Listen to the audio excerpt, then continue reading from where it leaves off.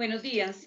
Nos encontramos con la coordinadora Nelcy Barreto. Ella es coordinadora del Colegio Bravo Páez. Ella trabaja en jornada integral porque trabaja mañana y tarde. Es coordinadora de media y cumple las dos funciones. Cumple la función de coordinadora académica y de coordinadora de convivencia.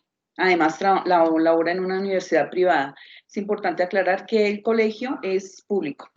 Buenos días, Nelcy. Muy buenos días, ¿cómo estás? Bien, mil gracias por aceptar mi invitación. Te quiero hacer unas preguntitas específicas con respecto a lo que tiene que ver básicamente con legalidad en la educación. Entonces, queremos conocer tu aporte. La primera pregunta es, basados en la ley, ¿cuáles son las metas que tienen establecidas para el 2030? Bueno, entonces, pues en relación al tema de las metas 2030, pues digamos que todos los colegios están pensándose en la formación de habilidades para el siglo XXI. Entonces, en términos de las metas 2030, están relacionadas con otorgar las posibilidades para los estudiantes, potenciar esas metas requeridas para poder actuar de manera eficiente y competitiva en el siglo XXI. Eso en relación a lo que pues hoy se está hablando desde la UNESCO relacionado con el reporte de educación y habilidades para este siglo que estamos viviendo, asociado no solo a la tecnología, sino también a la formación en ciudadanía y convivencia. O sea, como desde la globalización podemos entrar en convivencia con otros, entrar en comunicación con otros, pero pues tener las habilidades para poder competir en un ambiente donde ya no se compite solo con el vecino, solo con el ciudadano con el cercano en la ciudad, sino pues con los ciudadanos del mundo. Entonces, pues eso es un reto a nivel latinoamericano. Obviamente que estamos compitiendo a nivel internacional con países mucho más desarrollados, pero pues el propósito es formar en las habilidades para la tecnología y también en las habilidades para la ciudadanía, pero no solo la ciudadanía en contextos locales, sino contextos internacionales. Claro que sí. ¿Cómo se puede garantizar el derecho de los niños y jóvenes a la educación? Bueno, obviamente, como sabemos, la garantía del derecho a la educación hace parte de la Constitución Política de Colombia en su artículo 67. Sin embargo, esa práctica de digamos que ese requerimiento que surge desde la Constitución Nacional y pues a nivel internacional también la educación en muchos ámbitos es un derecho. Sin embargo, es un reto para las instituciones públicas hacer evidente esa propuesta. Digamos que no, más que esa propuesta, ese requerimiento. La educación es un derecho porque pues permite el desarrollo integral de los hombres y de las mujeres para pues convertirse en ciudadanos productivos para ellos mismos, para sus familias y para la sociedad en general. En términos institucionales, pues se piensa la educación como derecho, otorgando las oportunidades para fortalecer ese desarrollo integral en los niños, las niñas, los adolescentes y los jóvenes, y de manera general, pues obviamente en otorgar oportunidades para la vida. Entonces, la educación como un derecho que abra puertas para abrir oportunidades para la vida. Entonces, no solo es lo que el chico aprende en el colegio para de pronto manejar unos conocimientos, sino para el desarrollo de conocimientos, habilidades y actitudes para la vida misma. Y en el términos de eso, pues implica dar lo mejor de la institución para que los niños, jóvenes, adolescentes se formen de la mejor manera y pues puedan abrirse un camino en el presente y pues obviamente en el futuro. ¿Cuáles deberían ser los objetivos de la educación según su opinión? Bueno, los objetivos de la educación, digamos en términos de la nación colombiana, pueden determinar desde los fines planteados en la ley 115. Y pues ahí se hace referencia justamente a lo que estábamos hablando ahorita del derecho al desarrollo, digamos, de la búsqueda del desarrollo integral, del respeto por el otro, de la formación en ciudadanía y sobre todo en participación. Y pues digamos que otros elementos relacionados con esos fines a nivel nacional están asociados al respetar la naturaleza y las condiciones que están alrededor, o sea, respetar mi vida y respetar la vida del otro. Pero en términos de la educación y en particular de la educación pública, creo que una de las propuestas que se están desarrollando en el Colegio Bravo Paz está asociada a la posibilidad de potenciar el desarrollo, el pensamiento crítico, el desarrollo del pensamiento crítico. Y ese pensamiento crítico surte el efecto en términos de la posibilidad de participar para tomar decisiones, de sentirse parte de. Entonces, podemos formar ciudadanos en términos de ciudadanos que evidentemente sean muy obedientes, muy juiciosos y tomen las indicaciones que otro le da, y eso también es importante. pero pues es muy importante pensarse en la formación del pensamiento crítico hacia la posibilidad de argumentar, tomar postura y participar. Y el participar también hace parte de uno de los fines de la Ley 115 de Educación Colombiana. Entonces, el sentirse parte es sentirse protagonista y es tener la posibilidad de construir su propia historia, pero también la historia de su familia, de su comunidad, de la ciudad y en términos generales del país. Obviamente no en función de sí mismo, sino en función de las colectividades, de los grupos y el bienestar en general.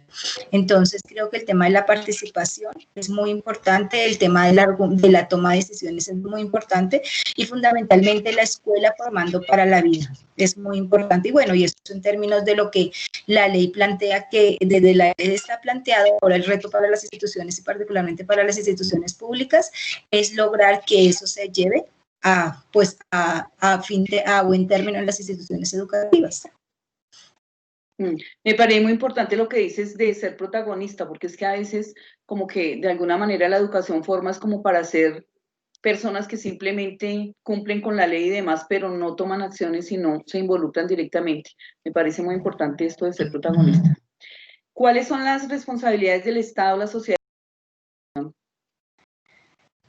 Pues digamos que como siguiendo la educación como un derecho, como está planteado en la Constitución Política de Colombia, pues la obligación del Estado es asegurar que la educación sea una posibilidad para todos, desde los niños de 3 años, porque digamos hoy hay un debate en términos de la escuela del ciclo inicial, donde empiezan las escuelas públicas, hasta la educación superior. Entonces, los países desarrollados tienen aseguradas las posibilidades de educación para sus ciudadanos desde la infancia hasta la formación profesional.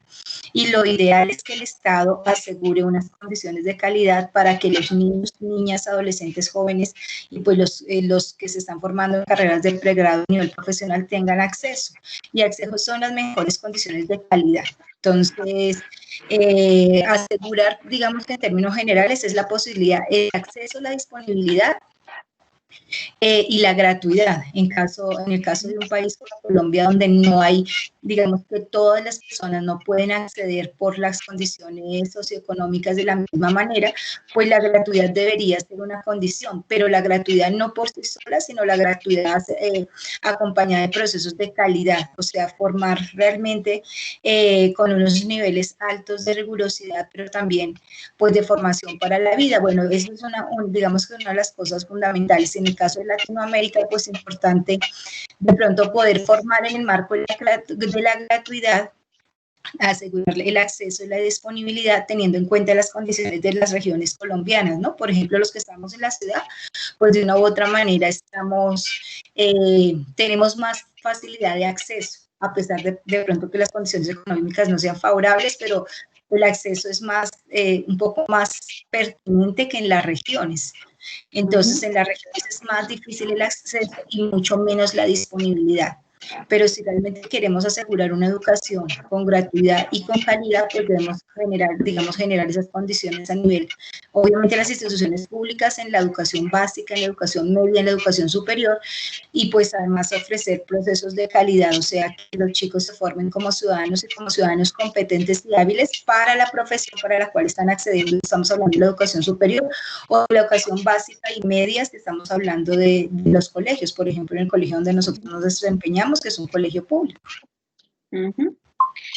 Es importante que en la institución educativa haya una formación integral donde más allá de conocer la Constitución, y las normas se cumplan y se vivencien por parte de los estudiantes para así fomentar prácticas democráticas y de participación ciudadana conscientes y responsables. ¿Por qué? Pues mira, digamos, teniendo en cuenta la norma, hemos hablado que en la 115 se habla de los fines de la educación y uno de esos fines de la educación está asociado a la formación para la participación, ¿sí? A la formación para la ciudadanía. Entonces, pues efectivamente, además de que normativamente lo exige en el término de formar para la ciudadanía, es muy importante eso que tú acabas de denunciar. Y pues es contribuir desde la labor de la escuela para eso, para formar integralmente. La verdad, los conocimientos son importantes, ¿sí? Pero los conocimientos no cobran vigencia si no tienen no están en un contexto particular y en el marco de una realidad. Y no terminan siendo significativos para los niños, las niñas, los jóvenes y los adolescentes si además de que no están en el marco de una realidad, un contexto, pues se quedan siendo solo conocimientos y no se convierten en habilidades y en actitudes para la vida. Entonces, en términos de los conocimientos son importantes porque hay unos conocimientos básicos que te permiten competir con otro o desarrollar habilidades al lado de otro. Pero esas habilidades, esos conocimientos tienen que ser contextualizados, tienen que tener un marco de realidad, un marco de discusión, pero además tienen que permitirte actuar, tienen que permitirte saber hacer, y saber hacer en un contexto particular, o sea, ser hábil, capaz o competente, de acuerdo al enfoque que la institución educativa plantee. Pero lo más importante es que te permitan desenvolverte, hacer algo con lo que sabes, porque de nada sirve que tengas un sinnúmero de conocimientos y esos en la realidad no los puedes llevar a la práctica. Y pues hoy más que nunca es muy importante que el estudiante se desenvuelva con lo que sabe para poder hacer algo que le permita construirse una opción de vida. Entonces, el conocimiento por sí mismo no tiene mucho sentido si no tiene significado para el estudiante, pero más que no, por otro lado, que hoy, por ejemplo, en el tema de la pandemia, hoy el conocimiento de la ciencia no es suficiente porque debe estar unido a la política, a la ética, a la economía. O sea que los conocimientos por sí mismos son importantes, pero no cobran sentido si no están articulados de manera compleja con otros conocimientos de otras disciplinas, pero además si nos sirven para resolver un problema en un contexto particular a través del desarrollo de habilidades y actitudes que favorezcan esa formación para la vida. O sea, es muy importante que nos formemos para tomar decisiones, que nos formemos para resolver problemas y que nos formemos para actuar en la vida. La escuela no puede seguir aislada del contexto, porque los conocimientos que están ahí en la escuela, pues cuando el chico salga de la escuela y si no fueran aplicables, pues ellos no le van a servir para mucho. Por eso el tema del conocimiento tiene sentido en el marco de un desarrollo integral, donde el chico pueda llevar a la práctica, o el niño y la niña, este conocimiento le sirva para algo que tenga sentido en su vida, que tenga significado. Gracias. Muy completa la respuesta. ¿Qué cualificación se debe un verdadero líder del sistema educativo? Bueno, digamos que los maestros tenemos un rol protagónico en los sistemas educativos, tanto en los públicos como en los privados. Entonces, pues estás refiriéndote al tema de la formación. Entonces, digamos que una de las cosas importantes que debemos manejar es digamos, relacionado con lo que tú estás hablando, el tema de la legalidad y las leyes, la normatividad. Conocer la normatividad nos permite saber dónde la podemos aplicar. Entonces, una de las cosas, digamos que en términos generales las instituciones educativas deben manejarse en el marco de la norma, pero en el marco de la norma con el ánimo de lograr que esa norma pueda ser potenciada en la labor que la institución educativa desarrolla en las comunidades.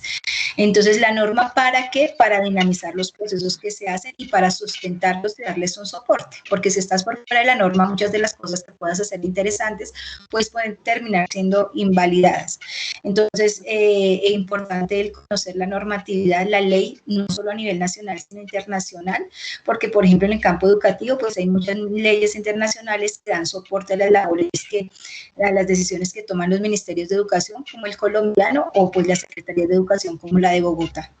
Entonces, conocer la normatividad te puede dar un marco de actuación. O sea que es importante en el tema de la formación de los docentes como líderes en el campo educativo, conocer la normatividad. Pero además de conocer la normatividad, también es muy importante formarse en la posibilidad de interactuar con otro, en aprender al lado del otro, en aprender a comunicarse con el otro. Porque pues realmente hoy la escuela no puede dejar la responsabilidad solo al maestro. Hay muchos ámbitos en los que hay espacios de formación, Entonces, el líder educativo tiene que pensar de que no solo el líder educativo en la escuela, encerrada, aislada de un contexto, sino por eso también es muy importante el lugar de la comunicación. Entonces, si yo soy un líder educativo, conozco las normas del ámbito para desempeñarme en el lugar de la educación, pero también es importante la posibilidad de generar redes. Entonces, conozco la normatividad, cómo me debo desempeñar aquí en este campo, en este ámbito, pero cómo puedo hablar con el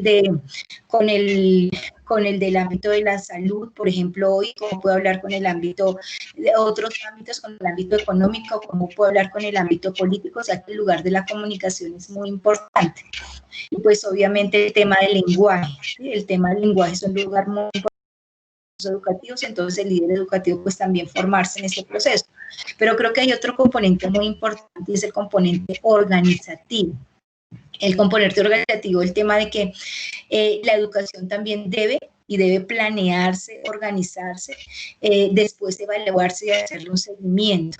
Entonces, perfilar, si nosotros tenemos, digamos, en el marco, por ejemplo, de las metas para el 2030, hay unas metas fijadas. Entonces, si también el líder educativo, a partir de esas metas fijadas a nivel internacional, a nivel nacional, plantea unas metas a nivel institucional, pues la formación en la organización es muy importante en términos del direccionamiento estratégico que me permita que esas metas que están a largo plazo pues realmente cobren sentido y yo planee los pasos para llegar a cumplir esas metas. Porque una cosa es que yo tenga previsto hacia dónde quiero llegar y otras como organizativamente y a través de la dirección, pues genere los pasos para llegar allá. Entonces, creo que esos elementos son importantes, la normatividad, el manejo de la comunicación, no solo en el ámbito educativo, sino con otros escenarios, y pues el otro lugar, el tema organizativo, ¿sí? Organizativo, y bueno, fundamentalmente el tema pedagógico, porque la escuela tiene una función pedagógica educativa para la vida. Entonces, pues no tiene sentido mucho que los líderes educativos sepan, por ejemplo, de economía, sepan de educación. Entonces, también es importante saber qué se espera en el ámbito educativo. Claro que sí. ¿Cómo garantiza desde su posición como directiva docente que las normas, programas curriculares y objetivos de la educación se cumplan? Creo que hacía referencia a lo ahorita en términos de lo importante que es la planificación o el direccionamiento estratégico. Entonces, a nivel de la normativa internacional, pues habíamos hecho enunciamiento de las, digamos, de las metas para 2030. A nivel nacional, pues hay un plan sectorial, ¿sí? Y a nivel distrital, pues también hay un plan de desarrollo donde está el marco educativo. Y a nivel institucional, pues hay unos planes y programas que se determinan a través de los horizontes institucionales. Entonces, digamos que hay ese tema de definición del horizonte institucional permite conjugar esas metas a nivel internacional, a nivel nacional y a nivel local con la realidad. ¿Sí? Entonces es importante que desde el direccionamiento estratégico de las instituciones se puedan plantear unas metas que, sin salirse del marco internacional y de la normatividad, le den respuesta a los contextos particulares donde están las instituciones. En este caso, pues la institución que es el Colegio Bravo Paz. Eso implica pues el diseño de un horizonte que fije una misión a largo plazo y una misión que pretenda dar pasos para llegar a esa visión. Y pues obviamente es muy importante ese componente organizativo, pero el componente organizativo no en el ámbito de lo administrativo, sino el componente organizativo en el ámbito de, digamos que el eje central es la labor de la escuela, que es la pedagógica y que está enfocada en la formación.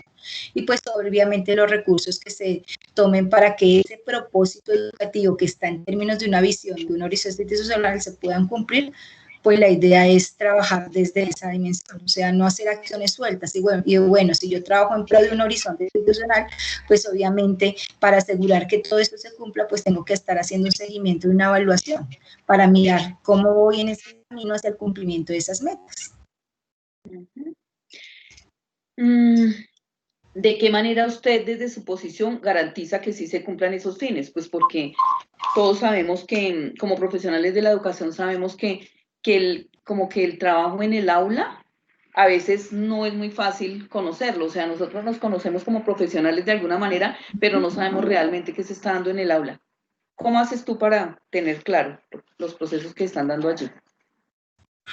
Bueno, yo creería que como estás anotando, eso es un reto porque los maestros, digamos que nos cuesta mucho compartir lo que hacemos.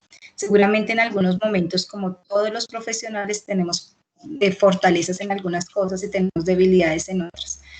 Entonces, creo que conocerlo, o sea, conocer lo que ocurre en el aula y realmente los desarrollos que ocurren en el aula, pues deben conocerse desde el momento de la planeación. Entonces, el momento de la planeación, en términos, por ejemplo, en el colegio Bravo Páez, hay unos lineamientos curriculares y pedagógicos en el marco de la formación del pensamiento crítico. Entonces, esos lineamientos curriculares están en el macro currículo, están determinados por el mesocurrículo y están determinados por el microcurrículo. Entonces, que desembocan obviamente en los planes de estudio, pues lo mínimo que debería hacer un profe es tener en cuenta la ruta institucional, que en este caso macro, meso y microcurrículo. El otro tema es que el profe elabore su propia planeación a partir de ese contexto macrocurricular, meso y micro que la institución maneja. Y esa planeación, pues, es importante acompañarla y hacerle aportes, no solo el tema de verificar a ver si se hizo, sino cómo uno podría contribuir. Eso por un lado, y pues por el otro lado también es importante mirar cómo el profe está haciendo el seguimiento, el proceso evaluativo, ¿sí? A los estudiantes. Entonces, en ese ejercicio, pues es lo que hablaba hace un rato, el tema de la comunicación, es cómo lograr construir equipos alrededor de esas prácticas. Creo que uno de los retos de las instituciones públicas y las instituciones educativas es que las prácticas no sigan siendo encerradas en las aulas, sino que se puedan compartir. Entonces, por ejemplo, allí en el Colegio Bravo Paz, en el ciclo inicial, logramos hacer articulación en equipos de trabajo con las profesoras porque están dispuestas a que esas prácticas del aula se enriquezcan con el escuchar al otro. Entonces, si uno participa en esos grupos, pues uno no está solo participando para ver si lo están haciendo bien o mal, sino cómo uno puede contribuir. Entonces, creo que debe hacerse un acompañamiento, o sea, el seguimiento para mirar cómo va el proceso, pero también un acompañamiento para enriquecer esos procesos que en el aula se dan. Y pues generar los niveles de confianza para que los profes puedan comunicar. Es que digamos que hay muchos miedos en términos de que pronto el otro me juzgue si yo no estoy haciendo bien las cosas, pero si establezco un espacio de confianza donde puedo mirar qué otras cosas más puedo hacer y lo encuentro con mis pares, esa también puede ser un mecanismo para mirar si lo que está previsto está ocurriendo, porque entonces aquí no solo yo soy el que me estoy equivocando o no, yo puedo equivocarme pero aprender del otro. Entonces yo creo que ese es un mecanismo.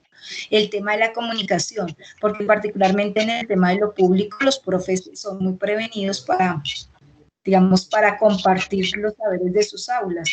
Sí. Entonces creo que hay que romper los miedos para saber que hacer seguimiento y evaluar no es para tachar, sino es para mejorar. Y eso es lo que hacen los equipos de trabajo. Ok. Ustedes tienen, ¿cómo hicieron la construcción del manual de convivencia? ¿Y qué ajustes le hacen?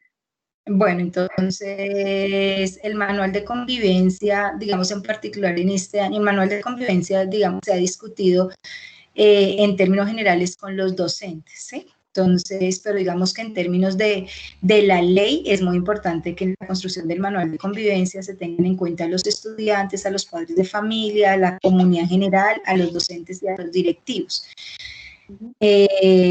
Pues yo la verdad llevo un año, tengo la concepción de que el manual de convivencia debe construirse en la discusión comunitaria.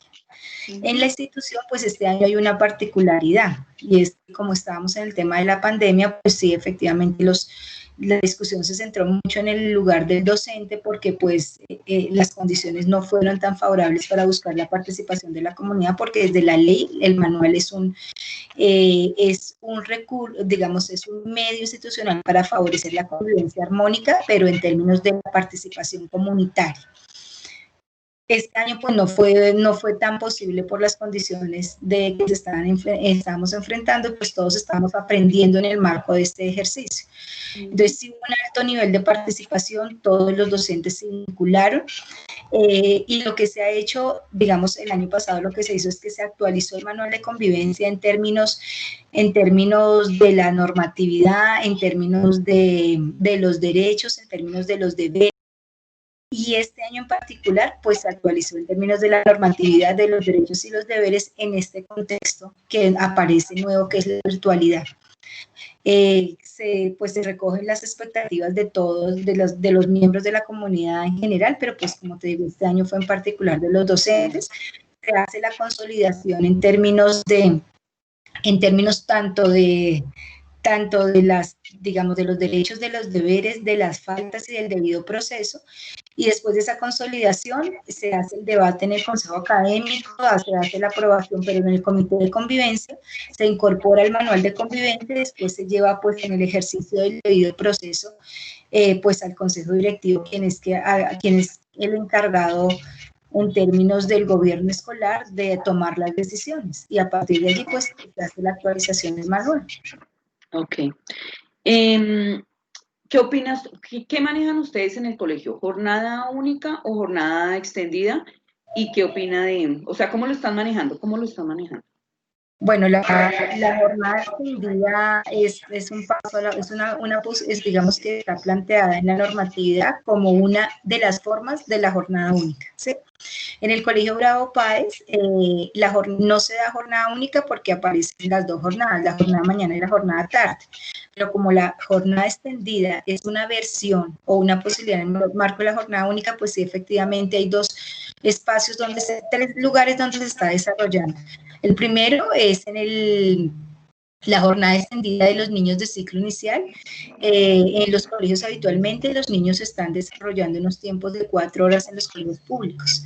En el Colegio Bravo Páez la jornada está extendida a 6 horas con los niños de la ciclo inicial, o sea, de jardín y transición. Y como dice la norma, esa extensión de jornadas se acompaña con convenios con instituciones externas. Por eso lo importante es la comunicación con otras entidades y hacer redes.